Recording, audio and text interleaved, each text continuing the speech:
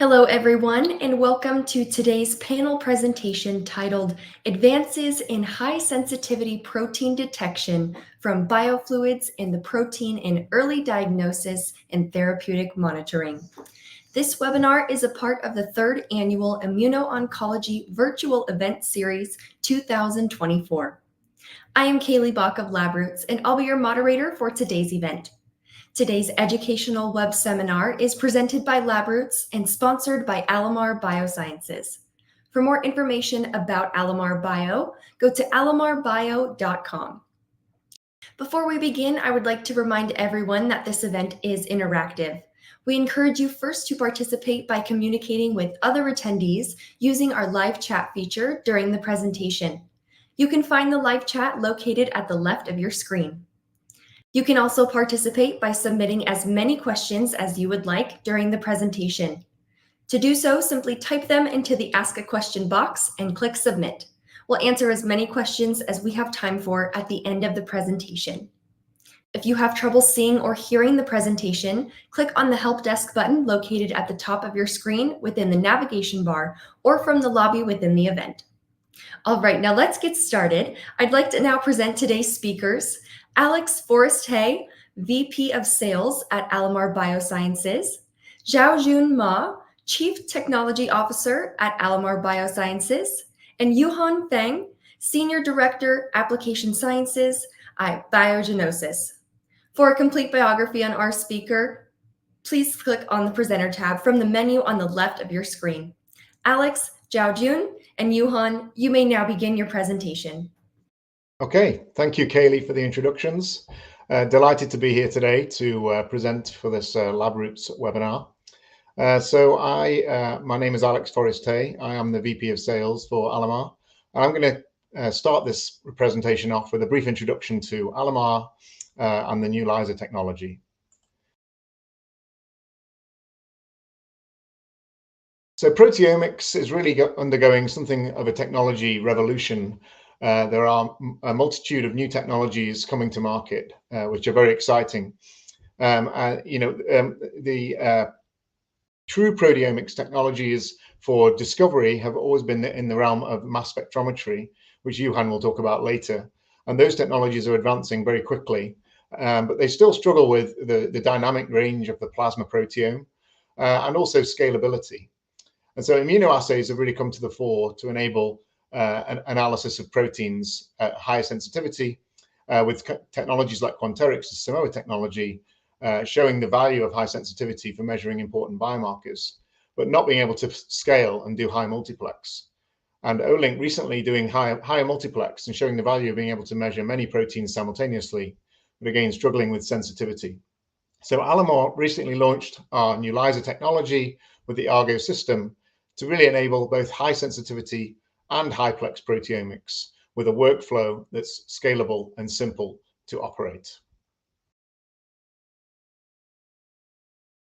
So sensitivity is really critical when it comes to understanding cancer biology and also early detection of disease. And the NULISA platform provides the highest sensitivity and precision in high-plex proteomics. So this sensitivity really gives you the ability to measure critical biomarkers at earlier stages of disease. And this has been obviously particularly important for early cancer diagnosis.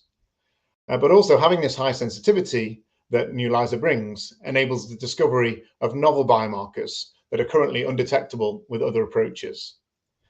And ultimately, what we really need to do for proteomics is understand what a healthy baseline looks like, so we can start to make earlier interventions and understand earlier changes in disease and therapeutic interventions. So Alamar Biosciences was founded with this mission in mind, and really our mission is to power precision proteomics to enable the earliest detection of disease. We have two core technologies that enable this. NULISA, which Xiao-Jun Ma will introduce to you in detail in a second, which is an ultra-sensitive attomolar NGS-enabled digital immunoassay platform, which enables you to measure proteins either in single-plex or low-plex mode up to thousands of plex simultaneously. We've also invented a technology called the Argo HT, which is a fully automated instrument, which basically enables you to load samples at one end and then get data out of at the back end with very few manual steps. So this is really enabling scalable proteomics at very high sensitivity for the first time. And as a company, we're focused on automated solutions for ultra-sensitive protein analysis across a range of multiplex levels, which enables you to go from discovering new biomarkers right through to clinical implementation. The company was founded in 2018 and recently raised additional funding of 128 million in a Series C fundraise. At the highest level, NULISA is the most sensitive immunoassay platform available.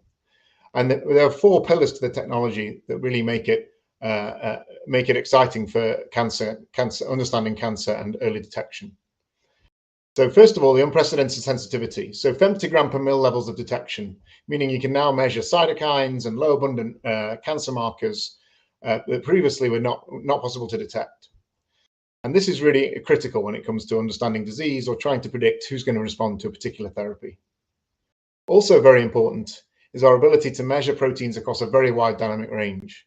And this is the particular challenge for plasma proteomics, where there are a small number of proteins that exist in plasma at very high levels, and the majority of proteins are orders of magnitude much lower. And NULISA enables you to actually measure proteins across 12 logs of dynamic range, which is industry leading. And this enables you to quantify both high abundant and low abundant proteins in a single experiment without any sample manipulation. Fundamentally, NULISA is a very flexible chemistry. So you can measure single biomarkers with the same sensitivity as potentially hundreds or thousands of biomarkers at the same time. And you can do this across a very broad range of different sample types, whether it's extracellular vesicles, cells, or plasma, urine, or CSF samples. And as mentioned earlier, we've developed the automated Argo platform, which has unprecedented ease of use. So you load 10 microliters of sample at the front end in a sample plate, walk away, and come back to the data with exceptionally high reproducibility. And just to introduce you to the Argo platform in a bit more detail, you can see an image of it here in the middle. So it's a benchtop instrument, which actually gives you the capacity to run 3 96-well plates in a 24-hour period. All of the consumables required, both plasticware and lyophilized reagents, come in a single kit. You load 25 microliters of sample into the sample plate, load that into one of the hotels, and then also load the cartridges into the hotel. It takes about less than 30 minutes to set up a run. And then you walk away and the machine does every single step of the assay automatically. And then when you come back to the data, you can analyze it in the cloud using the NULISA analysis platform to do both QC of the data, but also secondary analysis, looking at generating volcano plots, looking at differential expression of proteins, and really getting into the biological insights that are provided by the NULISA platform. So the goal here is to provide precision proteomics at the push of a button. And the workflow is explained in a little bit more detail here. So as mentioned, the actual setup time and the manual time on the instrument is less than 30 minutes. And you can load up to 3 96-well plates at a time onto the Argo. Current workflows for single-plex assays are all provided on the Argo. So the qPCR instrument is actually integrated into the Argo system, and each plate runs in an 8-hour period and generates data without any manual intervention. For the multiplex panels, which we'll describe in a second, you use the NGS readout. So the Argo instrument actually generates a library prep ready to load on to an Illumina sequencer. And so after 8 hours, a single plate will be run. The samples will all be pulled into a single library, and they are loaded onto an Illumina NextSeq or NovaSeq sequencer for data generation. So very simple workflow, very scalable, and very possible to run thousands of samples per week with very little hands-on time, with exceptional reproducibility. And then downstream, the software is freely available to do the analysis and the QC. So we really feel with this platform, for the first time, we're enabling every lab to be able to generate very high quality multiplex proteomics data with the high sensitivity and very few manual steps. And what's really nice about the Argo HT is that you can both perform high-plex analysis for doing targeted discovery. So if you're interested in inflammation or immune response, you can use the inflammation panel and really look very deeply at hundreds of proteins simultaneously. And then with the same workflow on the same instrumentation, you can translate these discoveries into potential clinical tests down the road. And so this really gives you the ability with a very seamless and simple workflow to go from discovery through the translational journey into measuring clinical biomarkers in a high throughput mode. And so finally, just to introduce the current platforms that we have in our ever-expanding menu of assays, we came to market with our initial NULISAseq Inflammation Panel 250, which offers unique high-value content with a lot of unique markers that Xiao-Jun will explain in his talk. And here we can measure 250 cytokines and chemokines from as little as 10 microliters of sample and measure at attomolar sensitivity with incredible detectability and precision. We also have a CNS disease panel with 120 biomarkers focused on neurodegenerative disease and inflammation, so a really neuroinflammatory focus. And again, here we can measure markers like p-tau217, NFL, and GFAP, and critical biomarkers to measure neurodegenerative disease. And then we also have singleplex assays, markers like IL-1 beta, critical markers for the inflammasome, IL-4, p-tau217, etc., that can be measured in singleplex mode on the Argo. So now I'll hand over to our Chief Technology Officer, Xiao-Jun, who's going to walk through the NULISA technology in more detail and showcase some data from recent publications. Okay, thank you, Alex. Hello, everyone. Thanks for being here. I will go do a deeper dive into NULISA technology and its applications in immuno-oncology. NULISA technology was published last year in Nature Communications. You can find a lot more details from this paper. Here's a schematic of the molecular design of NULISA. We believe ultra-high sensitivity can only be achieved by suppressing the background of the assay to the minimum. That's why we have implemented 4 different mechanisms of background suppression into NULISA. First, NULISA is an immunosandwich assay, so it has the specificity of 2 antibodies recognizing a target. Second, NULISA is also a proximity ligation assay, so there's the oligo attached to each antibody. When the pair of antibody binds to its target, the 2 oligos are brought together, which can then be ligated to generate a reporter molecule. What differentiates NULISA from traditional PLA and autoassays is that we have also built-in mechanisms to purify immunocomplexes before we perform proximity ligation. In fact, we have built in 2 different mechanisms of immunocomplex purification. First is through the poly-A sequence that is attached to the capture antibody. Second is through the biotinolate oligo that's attached to the detection antibody.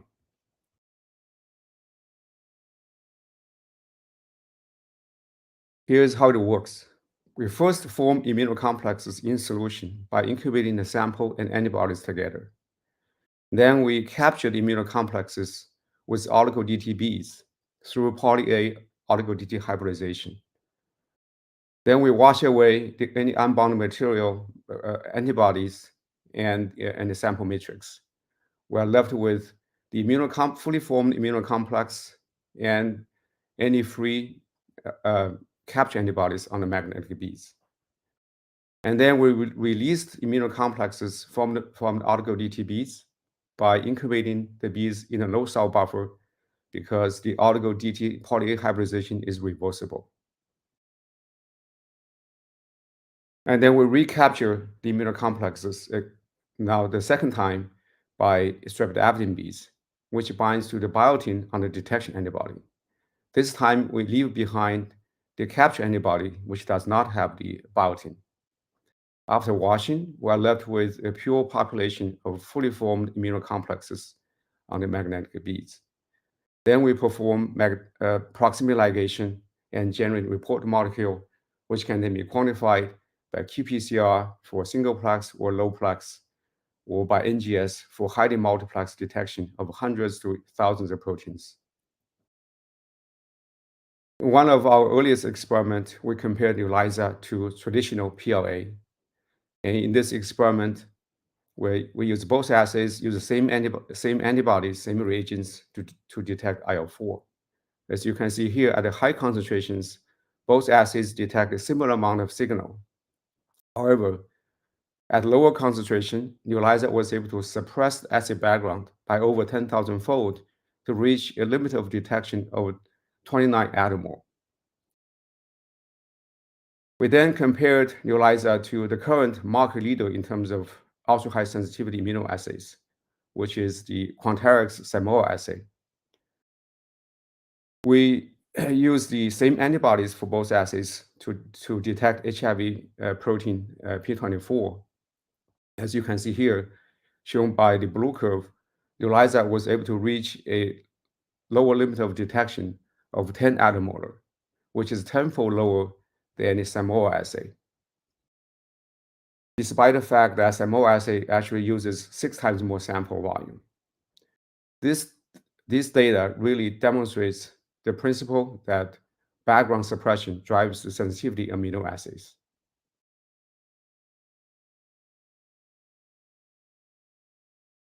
We can actually routinely achieve attomolar level limit of detection for targets that require maximum sensitivity, such as the cytokines listed here, IL-4, IL-6, IL-10, LIF, IL-13, interferon gamma, and many others.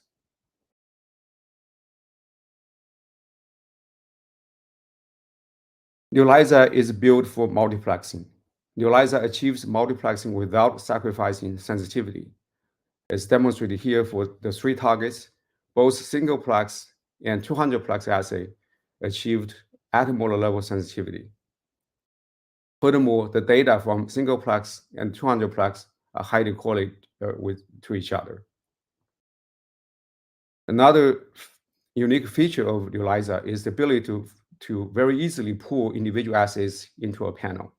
For example, we can form a sub-panel of 24 targets from a 200-plex. And the 200-plex assay and a 24-plex assay generates data that are highly correlated to each other.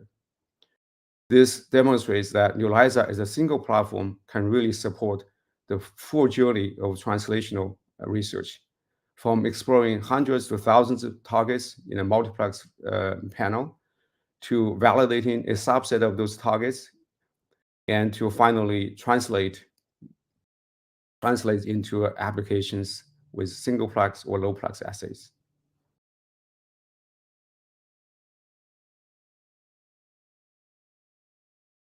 NULISA takes a unique approach to expand the dynamic range of the assay.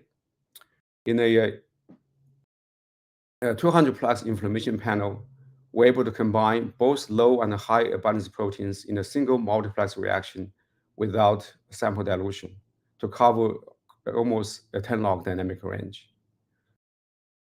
NULISA also demonstrates high precision and reproducibility, as indicated by the narrow distribution across all 200 targets of intra and interplace CV. The median intra and interplace CV both are within 10%.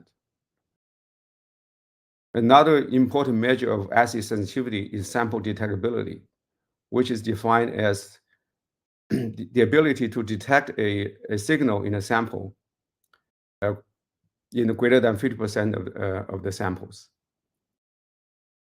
As you can see here, across the 200 targets in the inflammation panel, the average detectability was 94.4%. Over 95% of the targets were detected in more than 50% of the samples.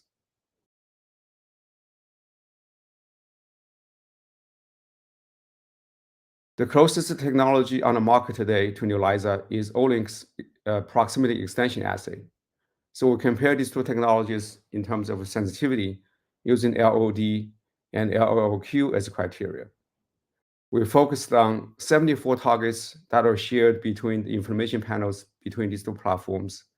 These 74 targets also has low abundance, so they require maximum sensitivity.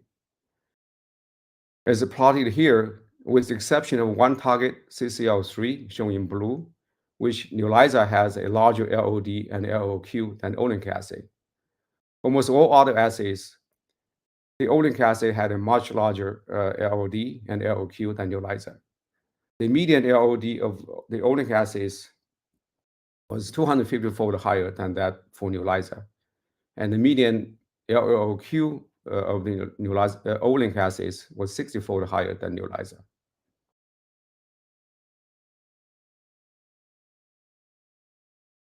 We then compared these two technologies with real patient samples.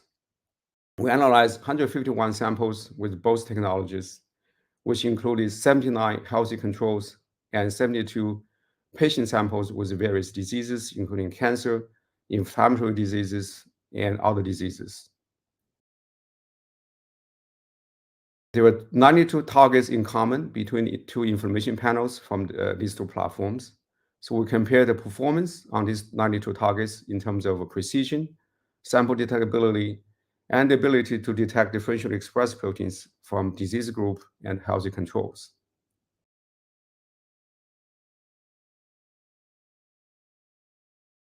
This slide compares the NULISA and Olink for the ability to detect differentially expressed proteins between inflammatory disease and healthy controls.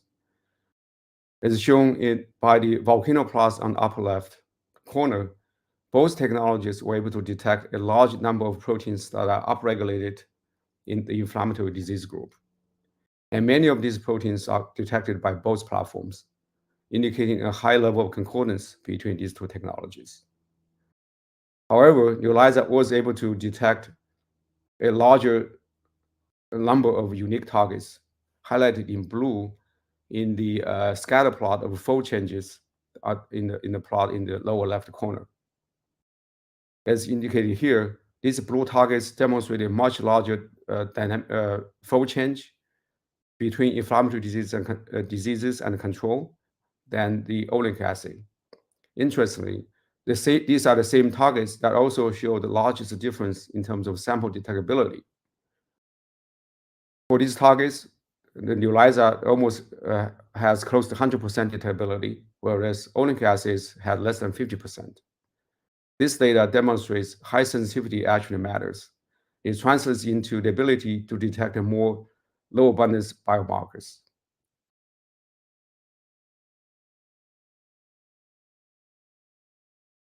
We have recently expanded our inflammation panel from 200-plex to 250-plex, and the proteins are listed here. With this expanded panel, we are maintaining the same level of attomolar level sensitivity and also high precision. We have further expanded dynamic range to cover 12 logs of low and high abundance proteins by including some ultra-high abundant proteins such as CRP in the panel. This panel can also be customized by analyzing a subset of these targets as well as by adding targets to this panel to create customized assays.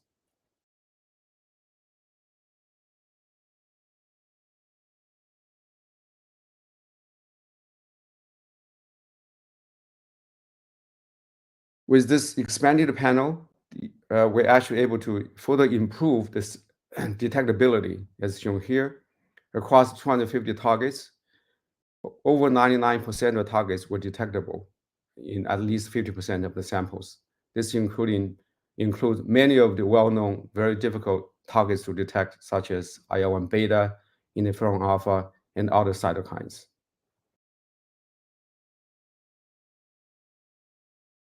Just as Alex mentioned, we have also recently developed a CNS disease panel for 120 proteins. This panel was really designed with inputs from multiple biopharma companies and multiple academic KOLs. As you can see here, this panel includes many of the classical biomarkers for neurodegenerative diseases such as Alzheimer's and Parkinson's. It includes amyloid beta proteins, multiple fragments, multiple forms of phosphorylated tau proteins, p-tau 181, 217, 231, NFL, and alpha-synuclein, and many others. This panel of proteins allows you to profile essentially all key hallmarks of neurodegenerative diseases.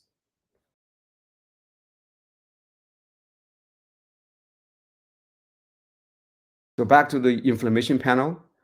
In our technology access program, the inflammation panel has been used in multiple cancer and immuno-oncology related projects. In one project, the panel was used to identify a highly prognostic signature of disease progression in AML patients. In another study, it was used to identify a signature of response to immunotherapy after irradiation. It was also used to understand the mechanisms of toxicity associated with CAR-T therapy and with immunotherapy.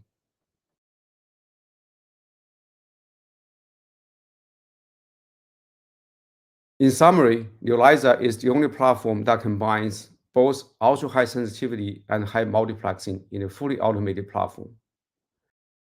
The high sensitivity and high precision translates into the discovery of many more low abundance biomarkers. NULISA can cover 12 logs of dynamic range of low and high abundance proteins in a single truly multiplex reaction without any sample dilution. The expanded information panel to 50, we believe, provides the broadest coverage of cytokines, chemokines, cell surface receptors, and other immune-related proteins on the market. This panel is uniquely suited for immune profiling to provide new insights into disease progression, prognosis, treatment response, to study the mechanisms and find biomarkers for immune-related adverse effects. So this is my part of the presentation. Now I will hand over to Yuehan, who will continue to talk about NULISA's application in immuno-oncology. Yuehan. Thanks a lot, Xiao-Jun. Thanks a lot, Alex, for the introduction to proteomics. In the next 20 minutes or so, I will talk about how we start to synergize unbiased mass spectrometry together with the NULISA technology for predictive biomarker discovery in plasma.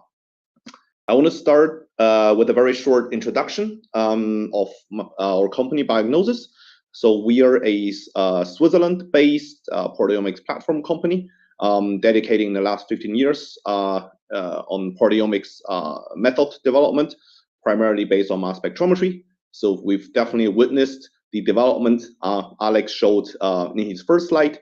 And we're very happy to see that different methods have been developed during this time frame, and everyone has really benefited from it, of its application use in drug development and biomarker discovery.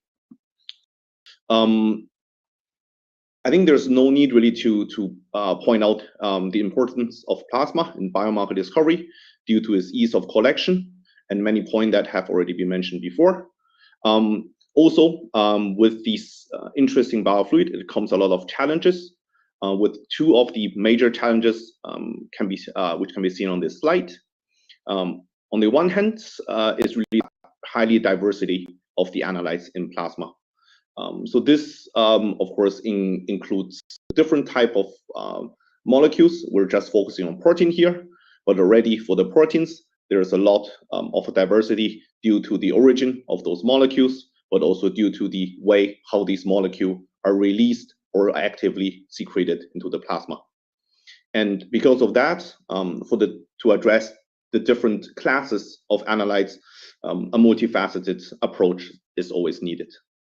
The second point has been mentioned several times already before, which is the high dynamic range in plasma as a biofluid. So typically, the different molecules in plasma, or the different proteins in plasma, span over 12 orders of magnitude of dynamic range, where if we compare it to a cell line or a tissue sample as a matrix, the typical dynamic range is just 7 to 8-fold. So this increase of 4-fold really makes it very difficult for any approach to cover the entire range and to cover the most abundant protein, which is certainly albumin, to very low abundance secreted signaling proteins such as cytokines, chemokines, and many more. What I would like to talk about is how we assess NULISA technology from the point of view of a proteomic CRO. Obviously, our goal is to provide the most value out of the sample we analyze for our customer and clients who are focused primarily on biomarker discovery, which is of course connected to drug discovery and trials. And for that, I will also present a short case study, which I focus on the predictive biomarker discovery for treatment outcome in a phase 2 NSCLC trial. I will not be sharing the details of the trial since our clinical collaborator will be presenting these results later in the year at a medical conference. So first, to start with the assessment of the NULISA technology.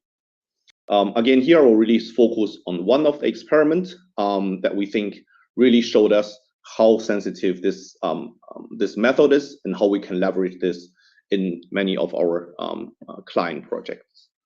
So to do that, we designed a so-called controlled quantitative experiment where we start with a pool of healthy plasma sample, as you can see here, represented on the left side of the slide.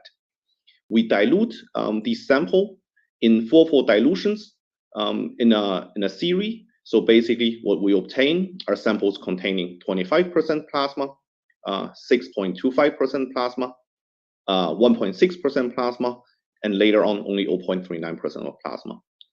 And in the ideal case, we hope to recapitulate this dilution with the quantitation from the NULISA panel. We compare here, as Xiao-Jun did before, to the at the currently gold standard O-link inflammation panel.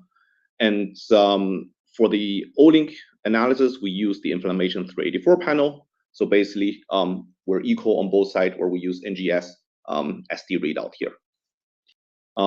Here, we focus on the shared 110 targets, which are listed on the left side. And on the right-hand side, you see the quantitative precision of both methods on these 110 targets in a triplicated measurement, where for most of the targets, and as well the median CV agree pretty well between both methods. We do see that for some low abundant targets, the O-link assay have significantly higher CV, which you can see in the orange violin plot.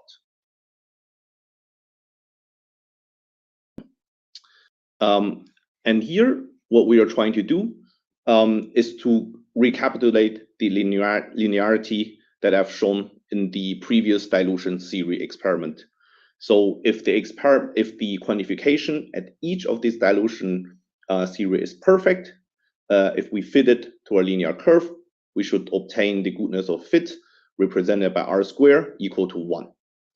Of course, it won't be the case for each of the single target, but this gives us an assessment, basically, on the one hand, on the sensitivity of the assay, on the other hand, also on the linearity of quantification for this assay. So on the right-hand side, you see a bar plot representing the results in red for the NULISA assay and in green for the O-link assay. So we see clearly that around 30 to 40 assay perform much better in NULISA, where the R square overperform the O-link assay. Next, we ask the question, how do the quantities correlate between the two assays? It's good to see that a majority of the quantities correlate very well. Again, here, we use R square from person correlation from these two assays to evaluate the results. But we do see a small number, around 15 to 20 assay, which have very poor correlation. So we went to further investigate those and saw that most of them are due to the sensitivity issue with the O-link assay. So basically, these results originate from assays where if we measure them in the diluted samples with the O-link assay, we could not get a satisfactory signal. last but not least, to conclude the first technological assessment part, I want to show you basically the raw data of those dilution experiments. I think it will be very hard to read each of those, but what you see now is the dilution series for the NULISA assay, where I think for the first three dilution series we see very nice and reproducible quantification for most of the 110 proteins.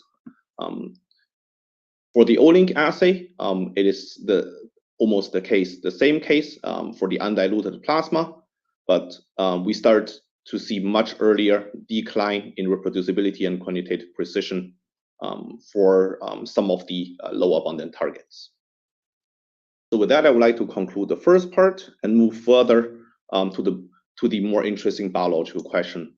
So how can this actually help us to address a very common question in clinical trials, if we can find predictive biomarker in plasma at baseline before the treatment, which could give us an idea of potential outcome. So we teamed up in a small pilot study with our clinical collaborator, where we received 29 plasma samples from a phase 2 clinical trial on NSCLC, and we analyzed these plasma samples both with our True Discovery and unbiased mass spectrometry method and the NULISA Inflammation Panel. And then our bioinformatics team in-house have done integrated data analysis and trying to figure out whether if we can identify any valuable predictive biomarkers.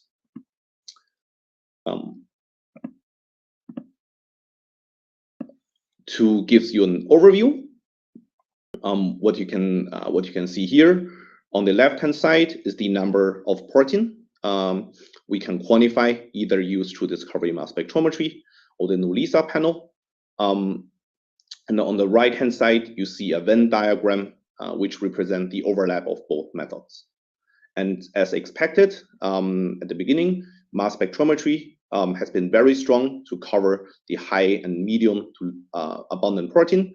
So we have a very broad coverage of around 7,000 protein of the plasma proteome, while for the low abundance cytokine, chemokine, and secret factors, NULISA has been very handy in this case. So we already here, from a qualitative point of view, we see a great complementarity of both methods. Again, here we showcased a comparison between NULISA and O-link. So what you see here is the detectability of the 110 shared markers or targets in these 29 samples.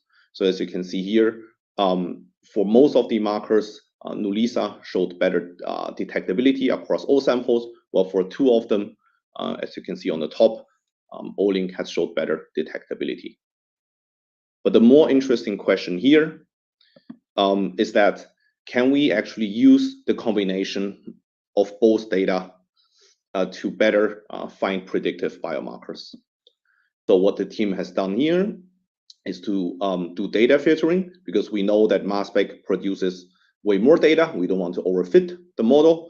So we did stringent data filtering and transformation, and we integrate the mass spec and NULISA data using a published framework called Diablo. And then we tested the classification performance of different models, and we could successfully separate the three treatment outcomes, as you can see on the right-hand side.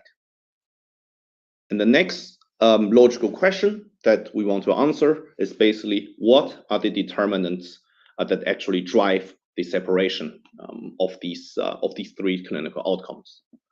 So let me start with the first variant of the model.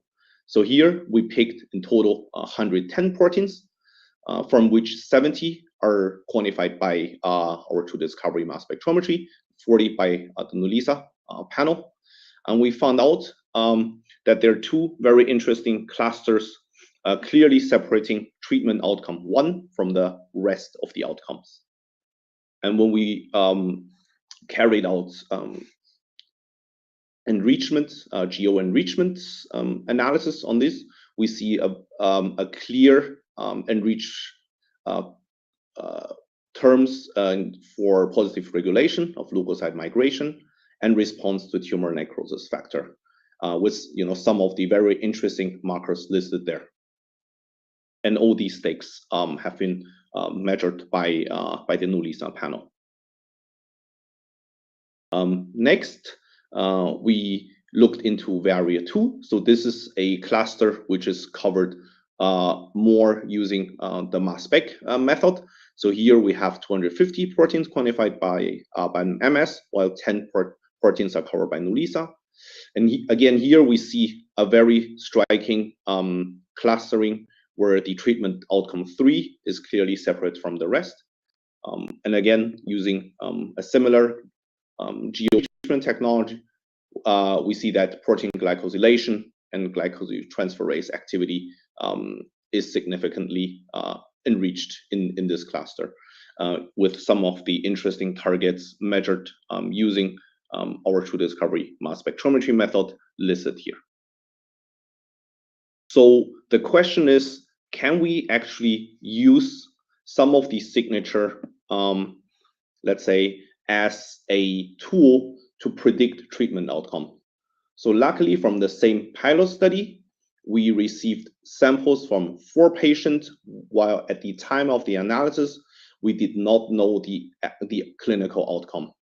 So we analyzed those samples and apply the signature that I just showed in the model before. And what we could find out is that these 4 patients clustered together with treatment outcome 3. And when we then got back with this data to our collaborator, and they could confirm this with the clinical observation, so this gives us a very nice validation of this model. Of course, we have to take into consideration this is a small pilot study, but still, I think this showcased the power of combining both analytical methods. Last but not least, I think it's very important to point out that also actionable markers are covered by both the mass spectrometry and the NULISA technology.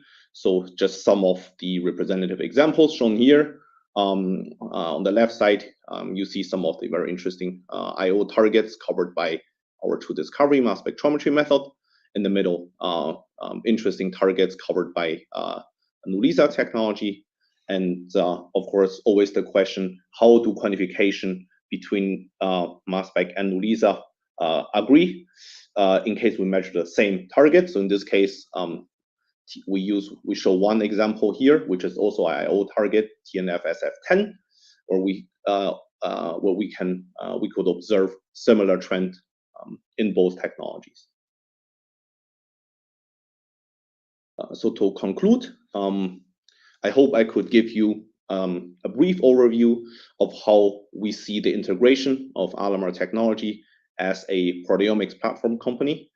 And for us, the focus is really on how can we provide our customer and clients the best approach to analyze their plasma samples and really trying to get the most useful and actionable biological insights out of those samples. And I think in this small study, we did certainly see some great potential, and we're currently planning to actually test the combination of both methods in a larger cohorts to further validate our observation. With that, really like to thank our clinical collaborator and patients that contributed to this study. And of course, thank you for team members from both companies, and thank you for your attention.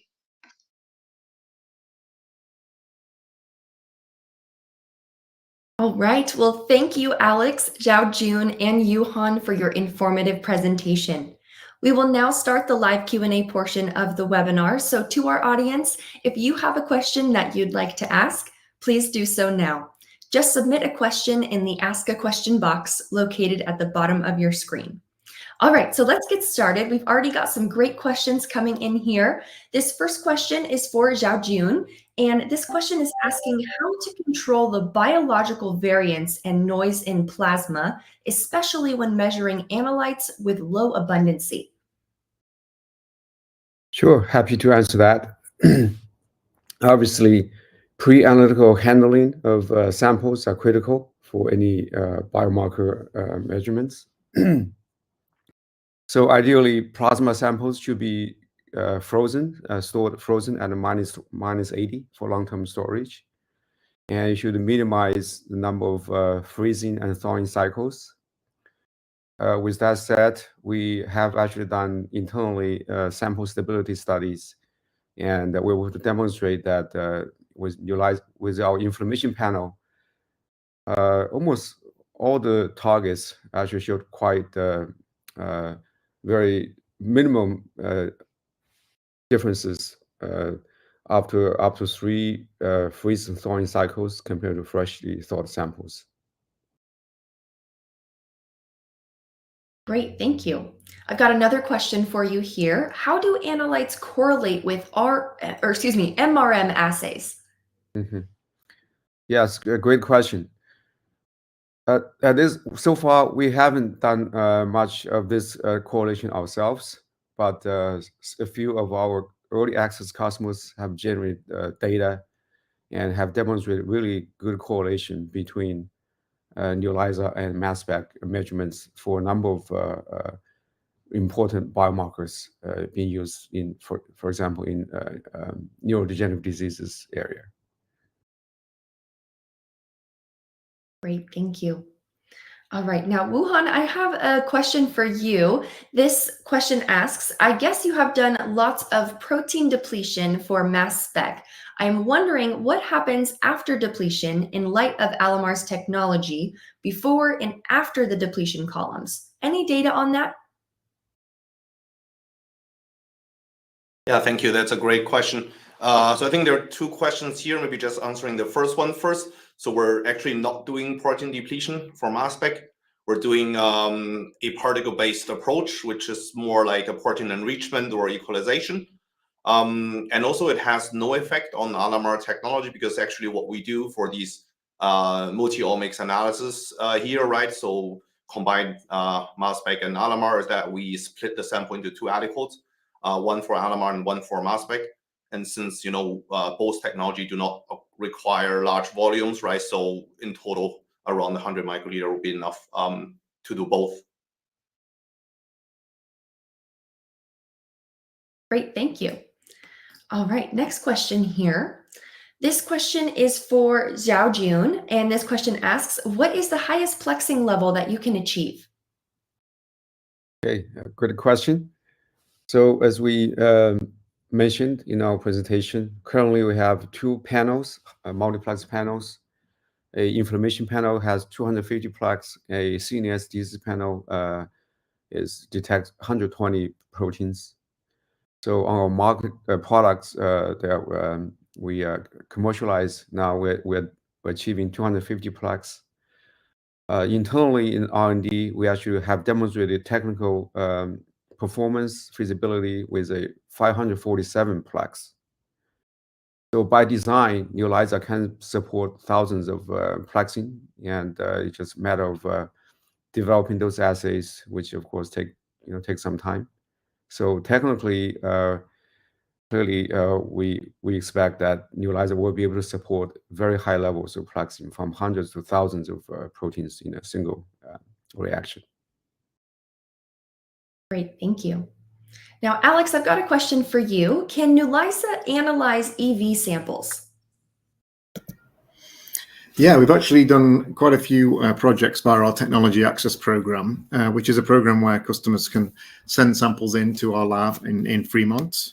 We've explored extracellular vesicle samples, in particular in relation to different cell types from the brain, from blood in the brain, and so we've seen very good performance with the NULISA chemistry. And again, I think the high sensitivity of NULISA enables detection of very low abundant proteins in extracellular vesicles. So yes, it is a matrix that we've done a few different studies utilizing.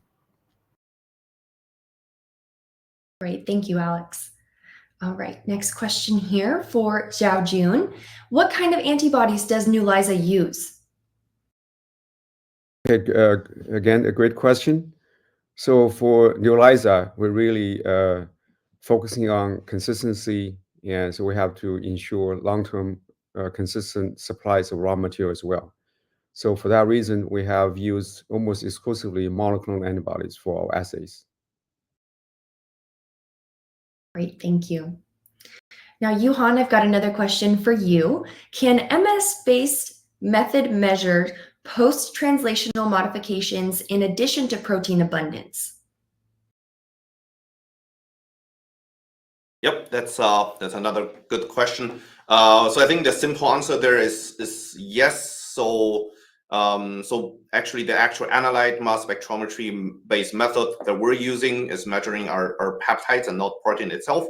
So we use basically those peptides as a surrogate epitope to measure those, to quantify the proteins. So given that, we can also measure modified peptides, which could be, for example, different type of post-translational modifications, but could also be isoforms or truncations, etc.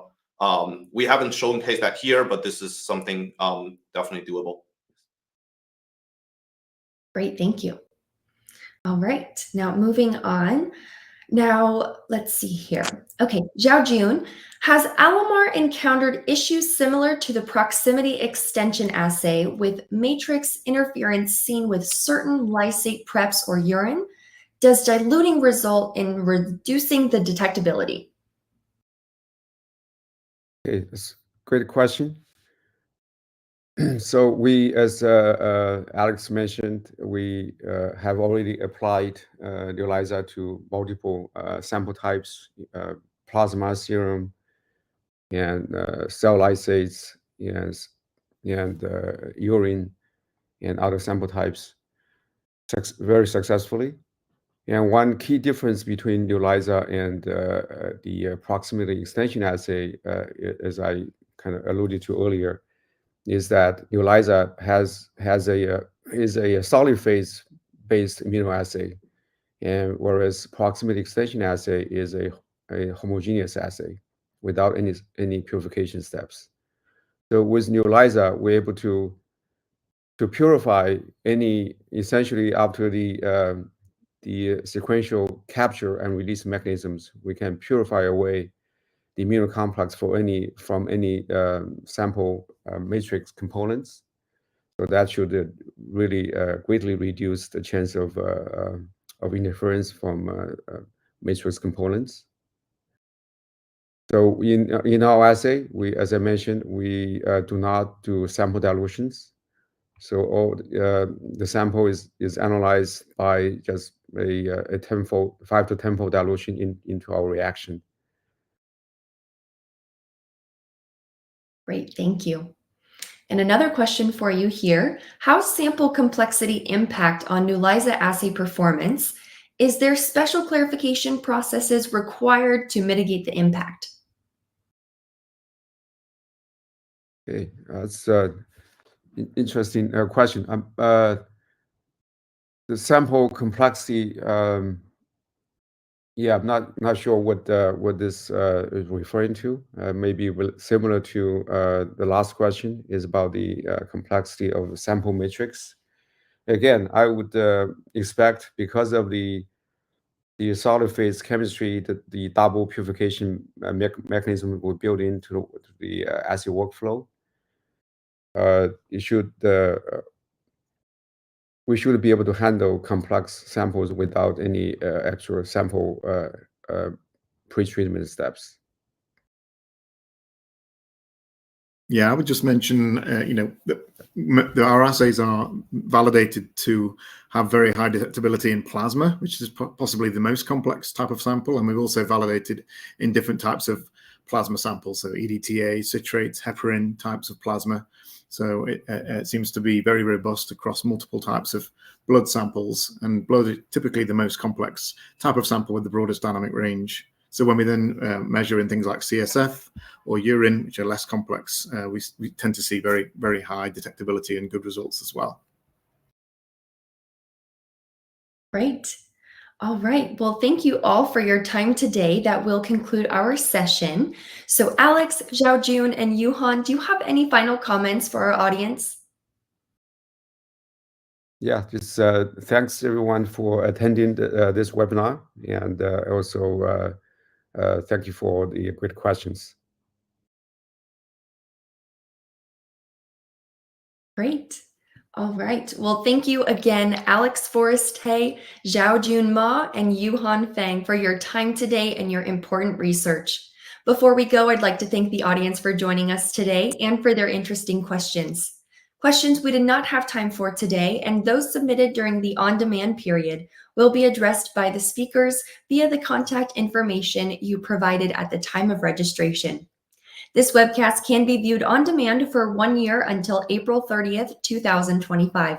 LabRoots will alert you via email when it's available for replay. So we encourage you to share that email with your colleagues who may have missed today's live event. So until next time, take care, everyone. Goodbye. Thank you. Bye.